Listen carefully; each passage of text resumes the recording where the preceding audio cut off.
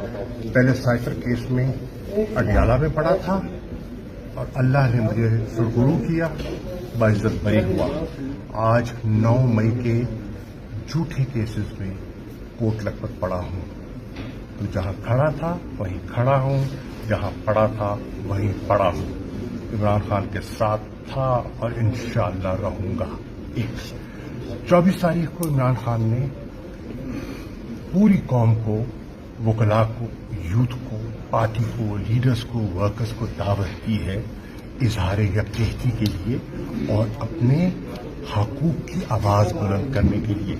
मेरी दरख्वास्त है तमाम लीडर्स, तमाम कारकुनान इमरान खान की कॉल पर बाहर निकलें और इजहार यकजहती करें। पुरअमन रहें। कानून को हाथ में न हमने पहले लेना था न अब लेना है। पुरअमन एहतजाज हमारा आईनी कानूनी हक है और